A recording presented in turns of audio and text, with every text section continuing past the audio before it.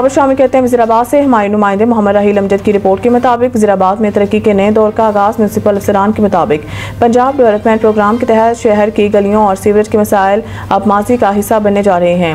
वज़ीराबाद में बल्दिया के अफसरान ने शहरी इलाकों की तामीर तरक्की और दरीना मसाइल के खात्मे की नवीद सुनाई है।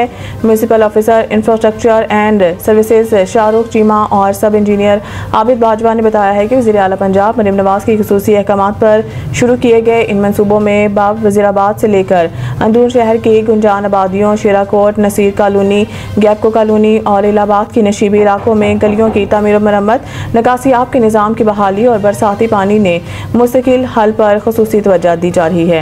उन्होंने बताया है कि चीफ ऑफिसर उमैर दिलदार खुद मौके पर मौजूद रहकर काम की निगरानी कर रहे हैं ताकि मयार और रफ्तार दोनों को यकीनी बनाया जा सके। म्यूनसिपल कमेटी के मुताबिक गला मंडी मॉडल बाजार की बेहतरी के साथ हाजीपुरा जना कॉलोनी धोंकल रोड का बरसों पुराना सीवरेज और सड़क की खस्ता हाली का मसला भी हल होने वाला है। शहर की गली मोहल्लों में टफ टाइल्स लगाई जा रही हैं। शहरी नुमाइंदों का कहना है कि ये इकदाम सिर्फ तामीर और तरक्की नहीं बल्कि शहर के अवाम की मयार जिंदगी में बेहतरी की एक मजबूत बुनियाद है।